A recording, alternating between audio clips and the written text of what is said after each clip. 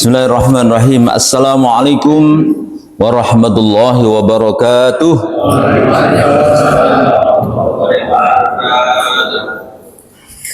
Alhamdulillahi rabbil alamin wal aqibatu lil muttaqin wala udwana illa 'alal zalimin. Asyhadu an la ilaha illallah al malikul haqqul mubin Muhammadur rasulullah shadiqul wa'dil amin. La haula wala quwwata illa billahil aliyyil azim. Amma ba'd. Tabi'un. Kita bersyukur kepada Allah, alhamdulillah di pagi hari ini Allah SWT hadirkan kita di masjid yang kita cintai. Setelah kita melaksanakan sholat subuh berjamaah, kita melaksanakan taklim. Mudah-mudahan Allah ridho memberikan kepada kita ilmu kita bertambah, amal soleh kita bertambah, amin ya rabbal alamin. Salawat dan salam kita sanjungkan ke pangkat Rasulullah Muhammad sallallahu alaihi wasallam. Allahumma shalli ala Muhammad wa ala alihi wa sahbihi ajma'in. Para jamaah rahimakumullah, tidak semua kita mendapatkan hidayah Islam ini dengan mudah. Ada yang dengan proses yang berliku-liku, ada yang luar biasa perjuangannya baru mendapatkan hidayah. Dan tidak semuanya hamba Allah mendapatkan hidayah. Bahkan orang terdekat Rasul pun tidak mendapatkan hidayah. Paman beliau Abu Thalib, Allah berfirman, innaka la tahdi man ahbabta walakinnallaha yahdi man yasha. Sesungguhnya engkau Muhammad tidak bisa memberikan petunjuk kepada orang yang kau cintai, tapi Allah memberikan petunjuk kepada orang yang dikehendaki. Maka masya Allah, nah kita syukuri kita berada di masjid ini, berarti tanda-tanda kita masih mendapatkan hidayah dari Allah SWT. Alhamdulillah. Terima kasih ya Allah masih memberikan kita hidayah. Terjadi hikmat Allah SWT. Bahkan ada seorang sahabat yang perjuangan untuk mendapatkan hidayah Islam ini luar biasa. Namanya Salman Al-Farisi. Namanya juga Al-Farisi. Al-Farisi itu dari Persia. Sekarang masuk Iran. Iran, masya Allah. Nah kemudian Salman ini ya di Persia menyembah api, bapak-bapak. Ya, orang Majusi menyembah api, dan termasuk Salman ditugaskan oleh ayahnya untuk menjaga Tuhannya, jangan sampai padam. Tuhan kok ngerepotin buat sini ya. suruh apa namanya? Masya Allah, kok jadi ngerepotin gitu sih bang. Akhirnya suatu hari dia diperintahkan oleh ayahnya untuk ke kebun ya, mengerjakan sesuatu. Salman ini waktu ke kebun melewati gereja. Akhirnya dia memperhatikan, loh orang-orang ini kok pada beribadah beda dengan mereka, dengan orang Majusi. Dia melihat itu, memperhatikan orang-orang ada di gereja itu nggak main-main sampai sore, sampai terbenam matahari, dan dia tidak mengerjakan sedikit pun apa yang diperintahkan oleh ayah. Ketemu ayahnya juga mencari, kenapa kamu tidak, kira-kira ditegur, kenapa tidak melaksanakan perintahkan. Nah dia malah ngomong gini, bahwa saya melihat orang-orang di gereja itu beribadah dan ibadahnya lebih bagus daripada kita. Ngomongnya itu. Oh, gara-gara ngomong itu langsung kena pukul ya Pak. Pukul sama ayah. Akhirnya dia dirantai di rumah. Ayahnya khawatir kalau dia ini terpengaruh dengan agama Nasrani. Dia sih udah nanya, si Salman ini nanya, agama kalian ini dari mana asalnya? Dari Syria. Dia sudah pesan, nanti kapan-kapan kalau ada rombongan dari Syria kasih tahu saya akan ikut, kata. Jadi benar Pak Jamail, ketika ada rombongan dari Syria datang ke Persia dan dia mau balik ke Syria, akhirnya dia dengan sekuat tenaga melepas borgol itu. Ya, akhirnya dia bisa ikut ke Syria. Sampai di sana dia tinggal di gereja bersama pastor di sana. Ya, kemudian silih berganti sampai berulang kali pastornya berganti karena meninggal. Dia akhirnya bilang, kemana lagi saya akan belajar agama ini? Kata pastor mereka, kamu harus ke Irak, ya, ke salah satu tempat yang sudah ditunjuk. Dia pindah ke Irak, perjamaah Allah salah, ya, pindah ke Irak. Ini nggak main-main perjalanannya ini. Sampai di Irak, ya, dia kemudian belajar tentang hal berkaitan dengan kenasranian ini. Sampai kemudian mentok, kemana lagi kami harus belajar? Kamu harus ke Aljazair, pindah negara, bukan hanya pindah pondok, pindah negara ke Aljazair. Akhirnya sampai di Aljazair juga ada belajar tentang Nasrani sampai kemudian mentok. Sampai kemudian kemana lagi kami akan belajar agama? Kamu harus ke Amuria. Di mana itu? Di Roma, Romawi. Pindah lagi ke sana. Nah sampai sana itulah kemudian ketemu pendeta yang ada di sana, kemudian memberikan pelajaran dan sebagainya. Mentok sudah, dia katakan kemana lagi kami mau belajar agama ini. Dia langsung bilang begini, sekarang ini sudah saatnya Tuhan ini mengirimkan nabi terakhir yang ciri-cirinya itu dia terusir dari tempat kelahirannya, tidak makan sedekah, makan hadiah. Kalau sedekah nggak mau, hadiah mau. Kemudian ada tanda-tanda kenabian seperti cincin yang ada di punggungnya. Itu dipegang pada saat itu. Akhirnya dia kerja keras, bekerja mengumpulkan uang, dan akhirnya dia bisa memiliki ternak kambing dan juga sapi. Setelah terkumpul, udah berapa tahun itu bersama, akhirnya dia memberikan pengumuman, saudara-saudara, kalau ada yang bisa membawa saya ke Arab Saudi, ya ke Arab sana, kami akan bayar dengan ternak-ternak kami ini semuanya. Akhirnya ada salah satu rombongan yang menyanggupinya. Tapi ternyata jahat. Sampai di Wadil Qura, di satu tempat, di sana Salman dijual jadi budak, Pak Haji. Bukannya dapat ini, dijual jadi budak. Ya Allah. Jadi dia statusnya udah jadi budak. Wah, itu perjuangannya sampai seperti itu. Akhirnya, tapi itulah Allah ya yang membeli budak ini orang Yahudi. Akhirnya lama-kelamaan dia dibeli oleh ponakan dia yang dari Madinah. Nah, ini rupanya cara Allah juga, skenario Allah untuk sampai kepada Rasul. Dibawa ke Madinah karena seorang budak nggak mikir lagi untuk mencari Nabi, karena sibuknya bekerja, diperes habis-habisan oleh tuannya, dia sudah nggak kepikiran jadi Nabi. Tapi suatu ketika dia sedang manjat di pohon, di bawahnya tuannya ada ponakan tuannya itu datang. Ya, paman, orang-orang di Kuba, kalau kita di Madinah kan ada ziarah Masjid Kuba, masjid pertama kali dibangun oleh Rasulullah di Madinah. Pada siapa sholat 2 rakaat di sana, pahalanya seperti umroh. Maka nggak pernah sepi Masjid Kuba. Nah itu kemudian mereka pada kumpul, orang-orang bodoh itu. Kenapa mereka? Mereka katanya menunggu seorang yang ngaku Nabi dari Mekah katanya. Wah, langsung si Salman di atas itu, wah, langsung gemeter karena dengar itu. Langsung dia mau jatuh, dia ingat pendeta terakhir yang mengatakan bahwa nanti ada saatnya Nabi terakhir yang ciri-cirinya terusir dari tempat kelahirannya, tidak makan sedekah, tapi makan hadiah, ada tanda-tanda. Itu langsung gemeteran dia. Jangan-jangan ini, langsung dia pelan-pelan turun dan kemudian tanya kepada keponakan ini, wahai keponakan, sini, tadi kamu bilang ada yang seorang yang mengaku jadi Nabi. Oh, gara-gara nanya itu kena marah aja, dipukul kuat-kuat ya Pak ini. Nggak usah banyak nanya kamu. Akhirnya, untuk apa kamu tanya? Kira-kira nggak ada apa-apa, saya penasaran aja kan. Akhirnya dia sudah dapat informasi, dia mengumpulkan makanan. Ya, setelah mengumpulkan makanan, suatu hari dia kemudian menemui Rasulullah dengan diam-diam tanpa sepengetahuan tuannya. Dia mengatakan, wahai utusan Allah, kami datang kepadamu membawa sedekah. Nah ini ngetes Pak Haji, ngetes membawa sedekah.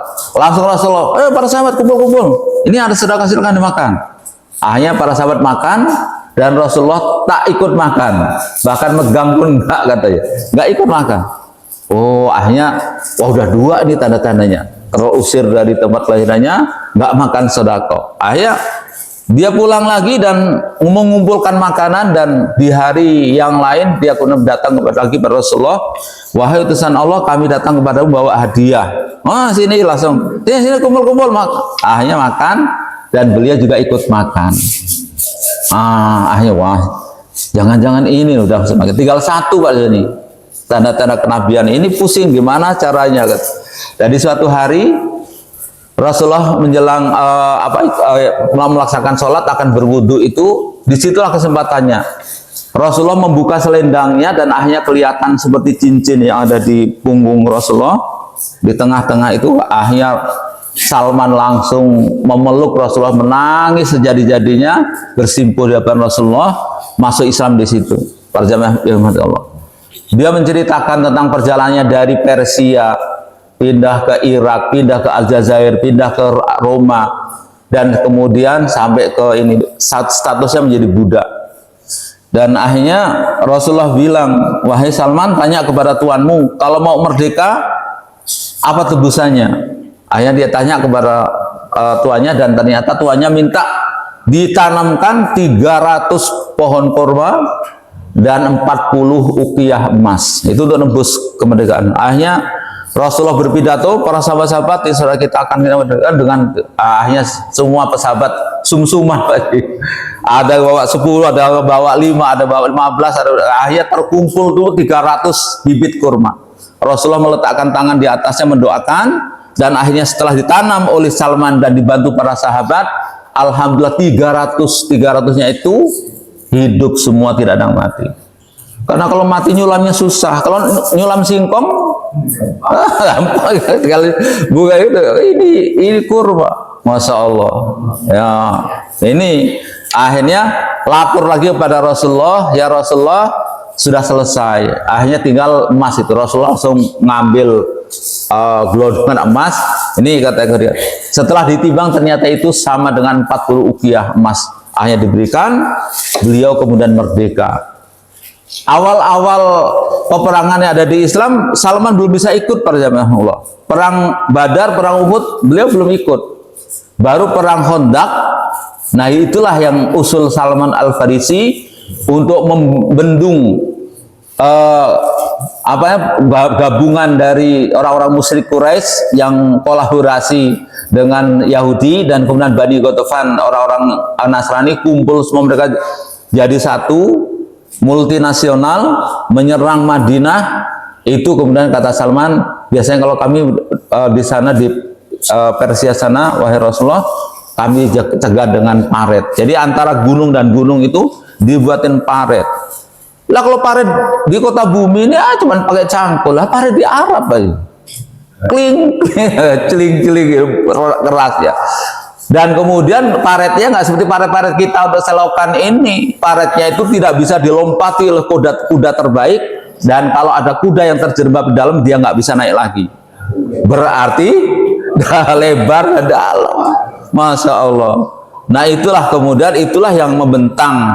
Kalau kita ke Madinah sana, para mutawif ini yang mendampingi kita cuma mengatakan, Rahmatullah, lampu merah inilah dulu paret, ya, sekarang udah jadi lampu merah. Ya, di Madinah ini paret dulu waktu perang Khandaq, disinilah paretnya, dijelaskan seperti itu. Nah, ini para jamaah, itu perjalanan Salman ketika untuk mendapatkan hidayah. Kalau tidak dijaga para jamaah Allah, hidayah ini, kita menjaga hidayah ini seperti menjaga api yang kecil supaya tetap hidup. Ya Allah, bagaimana api kecil supaya tetap hidup? Harus dijaga. Kalau zaman kita susah dulu di kampung-kampung, masak masih pakai api, ya itu kalau lagi api yang masih kecil itu masih susah, anginnya gede lagi, harus dijagain supaya tidak mati.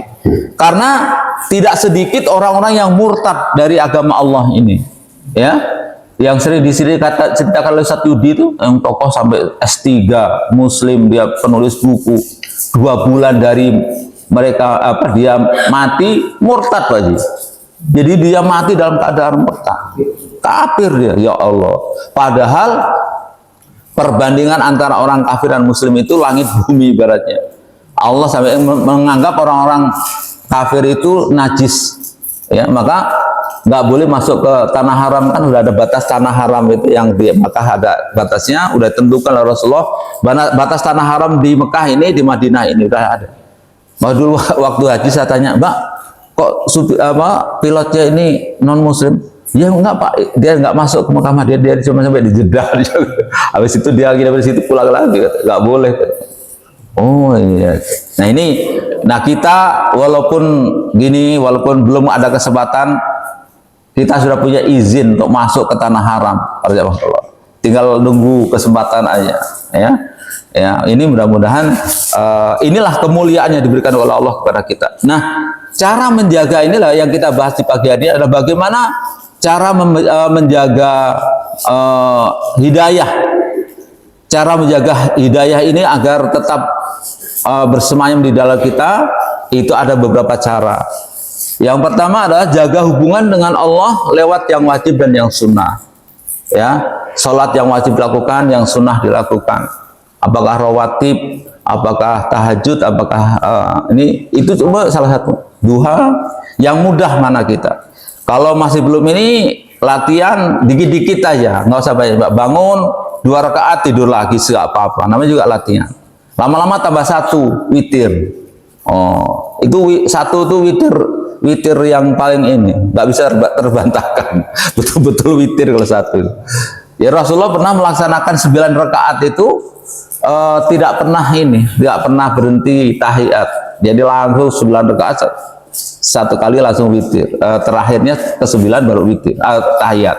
Nah, pada zaman Allah juga puasa juga ada yang wajib, ada yang sunnah. Yang sunnah bisa Senin Kamis, bisa Ayyamul Bid. Ayyamul Bid ini hari ini 12, berarti besok udah 13, itu Ayyamul Bid 13, 14, 15. Senin, Selasa, Rabu. Nah, bisa milih apakah yang Senin Kamis apa. Atau yang lebih berat lagi, Daud. Nah, itu yang agak berat. Hari ini puasa, besok enggak. Yang ringan tuh mirip-mirip Daud. Hari ini enggak puasa, besok buka. Hari ini enggak puasa, besok buka. Itu enteng itu, Pak. Mirip-mirip Daud. Dan ini para jamaah termasuk membaca Al-Quran harian, walaupun ibaratnya 1 ayat direnungkan. Ya Allah, dulu Umar bin Khattab masuk Islam gara-gara ayat yang sependek itu. Toha ma anzalna alaikal qur'ana litashqa. Itu udah masuk Islam. Ini dia Yasin udah dibaca berkali-kali, kadang-kadang nggak mantep Islam ya. Di Jawa Timur tuh ada sampai anak-anak Cina di sana pada hafal dengan selawatan, pada hafal semua karena pakai speaker. Jadi orang-orang non Muslim sampai pada hafal. Nah, pada zaman yang dimatakan ini harus dijaga. Lentera ini harus dijaga, hidayah ini karena dia mahal. Tidak semua orang diberikan oleh Allah hidayah, termasuk orang-orang terdekat Rasulullah pun demikian. Dan yang murtad tadi juga ada yang ini suaminya ini Ubaidullah Al-Jasi itu yang hijrah ke Habsyi, ke Ethiopia sama rombongan itu, dia akhirnya murtad di sana sampai mati, Pak. Itu Ubaidullah bin Jasi, masih orang-orang nggak jawab, masih sepupuan dengan Rasulullah kan itu.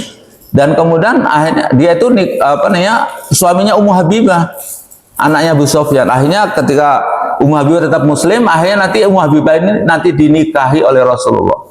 Wah, itu gara-gara dinikahi Rasulullah itu nanti waktu penaklukan Makkah itu kata Rasulullah kan, barang siapa yang masuk Masjidil Haram dia aman, barang siapa masuk rumah Abu Sufyan aman. Itu merasa tersanjung banget. Akhirnya dia masuk Islam.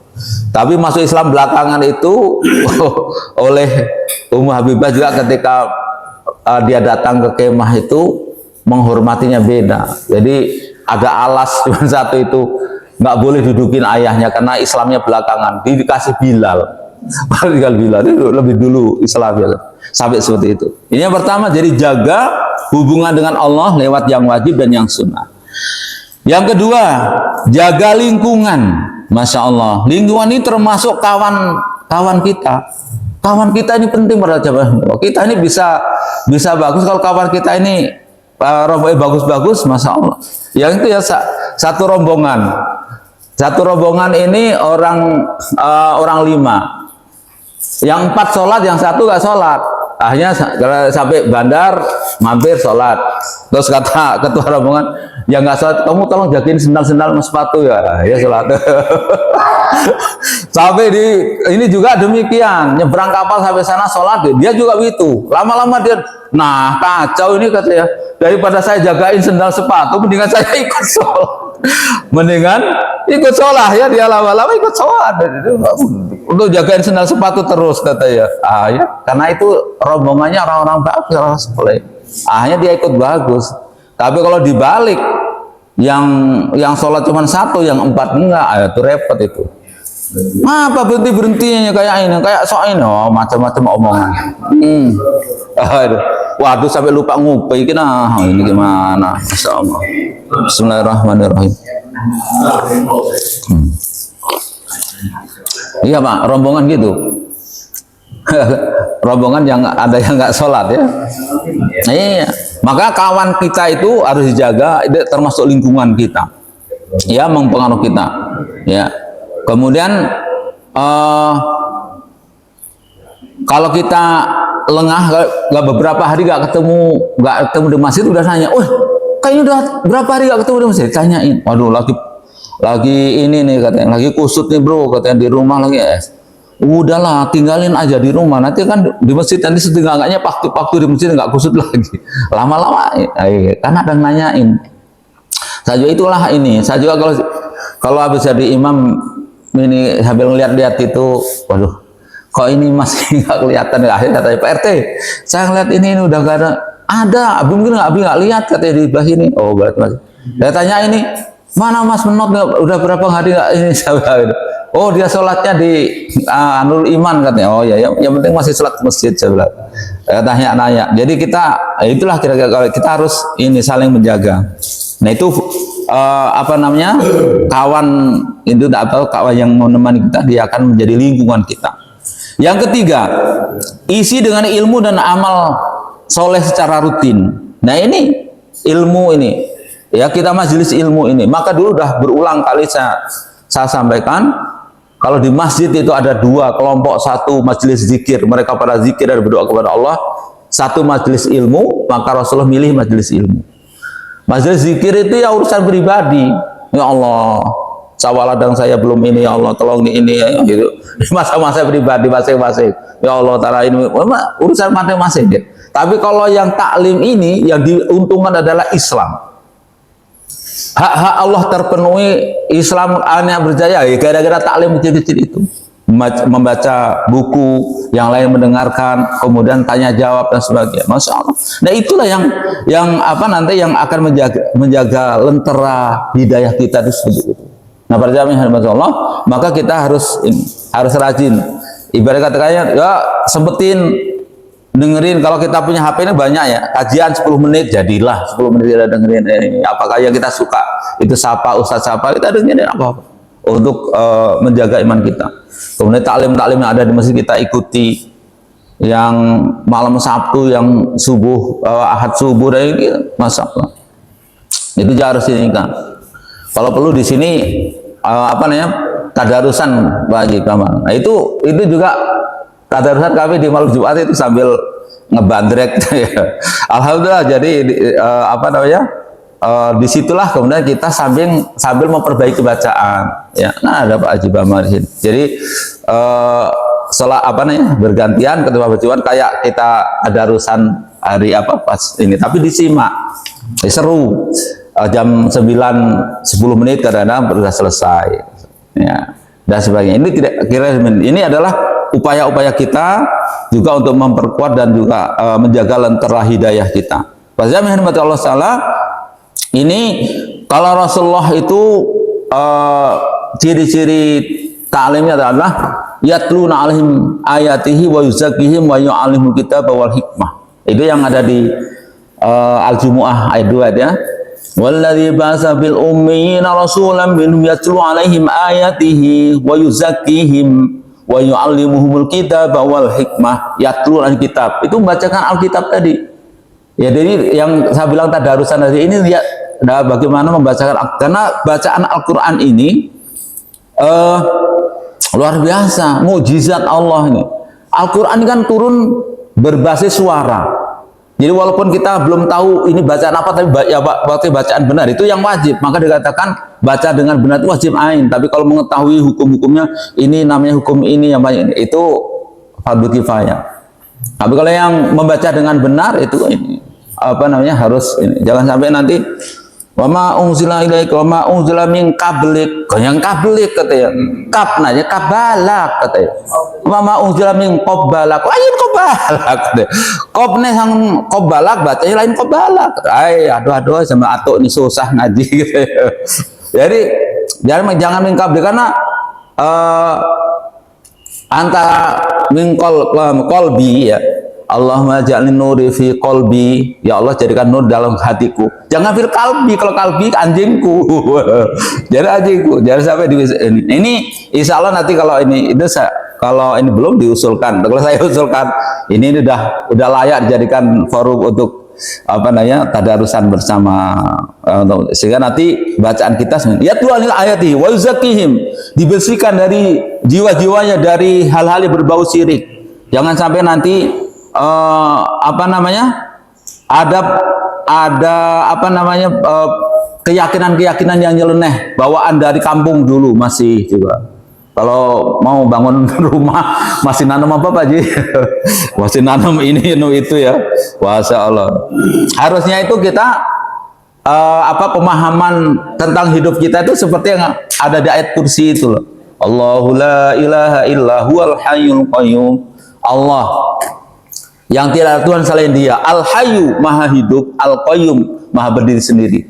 La ta'khuduhu sinatu wala naum. Enggak pernah ngantuk, enggak pernah tidur. Enggak kayak kita dikit-dikit ngantuk. Dikit-dikit itu. Lahu ma fis samawati wal ardi, semua milik Allah. Yang ada di langit dan bumi, enggak usah khawatir, milik Allah. Tapi kalau rambutan tetangga ngomong dulu kita jangan cuma ini milik Allah ya. Yang nanam Pak Joni. Itu selain milik Allah ya ngomong sama yang nanam ya. Kemudian Bang Dalil su'andahu labut ini nggak ada bisa berikan pertolongan kecuali dengan izin Allah. Makanya kalau apa namanya minum pil itu sering ini apa supaya tidak merusak akidah kita. Biar kalau minum obat itu jangan lupa bismillah. Bismillahirrahmanirrahim. Itu menetralisir. Jangan sampai woi cocok ini, woi obat ini, woi itu aja lupa sama Allah. Ya, padahal Nabi Musa dulu karena Allah tuh mampu menyembuhkan tanpa obat, mudah bagi Allah. Jangankan itu membuat orang aja mudah, apalagi cuma menyembuhkan. Jadi jangan sampai lupa itu. Jadi Bang Dalladhi Asfa'ud ini ada bisa berikan persyafaat pertolongan kecuali dengan izin Allah. Nah, itu harus maka suruh bismillah itu bismillah. Allahumma sfi anta syafi waqfi anta ya Allah, engkaulah Maha penyembuh, sembuhkanlah, langsung minum obat. Kalau enggak nanti seolah-olah menuhankan obat kita, ya. Kemudian ya Allah mabena wa ma khalqa la yuhituna bi syai'in min ilmihi illa bima syaa. Ya Rasulullah Allah itu tidak apa namanya enggak kesusahan apa namanya membuat apa mengurus bumi dan langit, enggak ada rasa kesusahan. Nggak perlu bantuan. Kalau Allah ada malaikat ini itu ngajarin kepada kita manajemen bagaimana ngurus dunia ini, nggak usah, jangan ikut Allah. Kalau Allah semuanya beres dengan sendirinya, tapi kalau Allah mengajar kepada kita tentang manajemen bagaimana ngurus dunia itu, Allah aja begitu, ada malaikat yang ini dan Allah tahu dari sini. Tapi Allah, malaikat juga terbatas. Ketika ini Allah itu tahu ya sampai ke yang diniatkan seseorang aja Allah tahu, ya. Kecuali yang kayak gini ini kata Allah semua kasih rahmat kasih ampunan kata malaikat masih protes aja ya Allah di situ ada orang yang nggak niat untuk taklim, dia tuh mau ketemu Pak Jifir tapi karena Pak Jifir masih dia akhirnya ikut situ geletak-geletak ambil tiduran. Nggak apa-apa kata Allah, kasih semuanya kata Allah. Sampai begitu kalau ada majelis ilmu itu sangat luar biasa. Makanya di Mekah Madinah sudah banyak ya kalau pas habis maghrib itu yang membentuk halakoh kita tinggal nimbrung. Nah saya dulu ikut yang di Madinah, ikut yang tahsin itu ustadznya pas dari Filipina, masih muda dari sana, dia ngajarkan. Yang lainnya masih parah belajar Fatihah itu, jadi bacaan saya termasuk agak mendingan katanya. Jadi dibandingkan dengan yang lainnya dari luar negeri pada ya ini apa kalau kita lihat kalau orang kampung dari Madura kata Gus Badu sampai sana kenang lihat orang pada jubah diciumin tangan ini. Nah kok semua pada pakai jubah? Kalau di kampung dia ya pakai jubah tuh saya ulama-ulama dia kalau kamu ini habis kamu kecapek gini di sana supir aja pada pakai jubah kata beliau. Ini makanya menjaga dengan tadi ya yatlu alim ayat wa zakihim, dibersihkan dari jangan sampai ada kesirikan, wa yu'allimul kitab, mengajarkan Alkitab, isi-isi Alkitab termasuk isi kandungan yang ada di dalam Al-Qur'an itu. Ingat ayat apa namanya, surat yang ayat yang terakhir apa namanya? Yang terakhir ayat yang terakhir turun itu. Ayat yang terakhir turun di Al-Yauma Akmaltu itu kan dulunya apa diawali dengan Masya Allah cukup panjang ya. Hurrimat alaikum maitatu wad damu wal lahmul khinzir wa ma uhilla billah wal mukhaniq wal mauqudatu wal mutaraddiatu wan natihatu. Itu sampai panjang lebar itu hal-hal berkaitan hukum. Diharamkan bagimu makan bangkai, makan darah. Ada makan darah. Oh ya, zaman dulu ada ya, darah. Iya ya, di sebelah ditadain Pak ya, di wadah ini. Daging babi, daging hewan yang disembelih bukan karena atas nama Allah, yang tercekik, yang dipukul, yang jatuh, yang ditanduk, beradu, akhirnya mati, nggak sempat disembelih, itu nggak boleh ya. Kemudian yang diterkam binatang buas, kecuali yang sempat kamu sembelih, dan diharam pula makannya disembelih untuk disembah kepada berhala. Diharamkan pula mengundi nasib dengan azlam, anak panah, karena suatu ada perbuatan sampai seperti itu. Baru kemudian di ujungnya al yauma ya'isal ladzina kafaru min dinikum an dinikum, al yauma ya'isal ladzina kafaru min dinikum. Jadi kata Allah, hari ini orang-orang kafir itu udah putus asa terhadap agama kalian. Karena ibaratnya para jamaah Allah yang diomongin tentang hukum-hukum ini itu kalau kita bangun rumah itu seperti kita udah ngomong bonsai itu Pak Ji. Bonsai ini taruh di mana bagusnya ya? Ini catnya warna apa? Itu udah ngomong kayak gini nih. Sementara agama lain masih sengketa tentang Tuhan.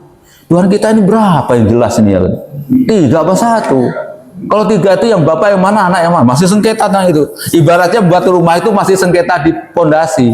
Sementara Islam sudah ngomong tentang yang sudah kayak gitu-gitu tadi, udah aksesoris. Nah ini baru kemudian Allah mengatakan al-yauma akmaltu lakum dinakum wa atmamtu alaikum ni'mati wa raditu lakumul Islam madina. Pada hari ini aku sempurnakan untuk agama. Al-Maidah ayat 3. Nah makanya itu di awal, dan aku itu Islam sebagai agama. Itu Allah SWT memberikan pernyataan seperti itu, dan itulah apa namanya hukum-hukum Islam itu. Ya Tuhan wa yuzaki wa yu'allimul kitab, yu'allimul kitab. Wa yu'allimul. Jadi ada berapa tadi? Ya Tuhan ayati wa yuzakihim wa yu'allimul kitab wa yu'allimul kitab. Yang terakhir apa Pak? Coba lupa saya. Walladzi ba'atsa fil ummiyina rasulan yatlu 'alaihim ayati wa yuzakkihim wa yu'allimul kitaba wal hikmah. Wal hikmah itu adalah memahami Islam dan mengamalkan dengan sampai dalam, sampai pemahaman yang sampai mendalam. Bukan hikmah itu diplesetin jadi ilmu kebal bacok, bisa ngilang. Waduh, gimana kalau ini kalau belajar hikmah sama apa nih kalau di Jawa Barat tuh manggilnya ajengan ini dong. Ini sampai ini nanti kamu bisa ngilang lah, kenapa ini ngilang? Kalau kita yasinan nggak bisa, nggak dapat berkat kita karena ngilang. Makanya dulu ada yang masuk pondok itu dia salah apa sebut dia pengen belajar ilmu yang bisa ngilang, akhirnya dikerjain sama seniornya. Dia seneng apa kena lempar, ditumpahin ini, jadi dia pura-pura gak lihat. Ada orang ya tuh sampah diintaburi pernah diludahi juga, akhirnya dia lapor, tolong Ustadz dibuang ilmu tentang hilang, saya susah jadi akhirnya dia ilmu hikmah tuh kan, tapi pemahaman Islam ini sampai mendalam. Dia waktu ini memahami bagaimana berkaitan dengan ibadah difahami dan dilaksanakan secara mendalam sampai seperti itu. Kemudian pemahaman hal-hal yang ini juga demikian, itu hikmah, bukan yang bisa ngilang. Kok masa bisa ngilang? Makan di warung rame, habis itu pas giliran bayar ngilang. Nah kacau nanti yang punya sekantin ya. Jadi bukan itu, bukan apa namanya kebal bacok. Di kampung juga kadang-kadang itu aduh pemahaman orang, apa itu si anaknya si ini nih mondok 10 tahun lebih masa masih kena bacok lah, kok malah kayak gitu. Rasulullah sendiri bukan kebal ini apa, tetap aja waktu perang Uhud sampai giginya patah, kemudian terluka, dibakarin pelepah kurma dan kemudian ditempel dengan abunya itu, sampai seperti itu. Rasul biasa-biasa aja, ya. Nah itu kalau ada hal-hal yang kejadian itu kan sekali itu nggak bisa diulang. Rasulullah membelah bulan itu bukan nanti kumpul-kumpul kita mau belah bulan, nggak begitu, cuman itulah bisa sekali aja, ya. Kita juga begitu, kan dulu ada pernah yang kecelakaan hebat pada meninggal kecuali satu. Katanya yang satu rajin mengamalkan ayat kursi tadi. Itu nggak bisa dites. Kumpul. Saya labas tadi langsung ketemu dengan malaikat Israel nanti ini. Jadi nggak bisa hal ini, ada pertolongan Allah tertentu kepada kaum muslimin itu mauna. Nggak bisa dipamer-pamerin, nggak bisa didemonstrasikan. Ya. Ini juga yang keempat adalah dengan cara doa. Bagaimana doa? Ya muqallibal qulub sabit qalbi ala dinik. Ya Allah yang membolak-balikkan hati, tolong mantapkan hatiku di dalam agamamu. Karena tadi ternyata ada orang-orang hebat yang kemudian pada keluar dari Islam, murtad. Masya Allah ya, sampai sebanyak itu yang pada murtad. Ya, ada yang Ibnu Warok, Hayan Hirsi Ali, Ibnu Warok, Ali Sina, pendiri situs Fight for International, ada sebagai penulis muslim yang pada murtad dari agama Allah, Masya Allah. Dan yang terakhir adalah dengan muhasabah dan istighfar. Ya Allah, itu kemudian kita ini, ya Allah, hari ini dan sebagainya. Nah, dengan istighfar. Nah, ini para jamaah Allah adalah untuk menjaga lentera hidayah kita ini agar tetap hidup, jangan sampai mati. Nah, yang alhamdulillah kita laksanakan, yang mudah adalah menjaga hubungan dengan Allah, sholat kita berjamaah, ini adalah sesuatu yang sangat luar biasa. Kemudian memilih kawan tadi, kemudian taklim ini rajin ya, dan kemudian berdoa tadi, ya, minta agar kita ini dimantapkan oleh Allah dalam agama Allah. Jangan sampai meleset, jangan sampai seperti orang-orang hebat yang di menjelang akhir hidupnya malah murtad. Na'udzubillah min dzalik. Mudah-mudahan dengan ini kita semangat untuk menjaga hidayah kita dan kita bisa istiqomah bersama Islam sampai bertemu Allah kelak. Amin. Dan kita bisa reuniannya di surga Allah. Amin ya rabbal alamin. Hadanallahu jami'an. Mari kita tutup dengan hamdalah dan doa kafaratul majlis. Alhamdulillahil alamin. Subhanakallah wa bihamdika asyhadu an la ilaha illa anta astaghfiruka wa atubu ilaik. Assalamualaikum warahmatullahi wabarakatuh.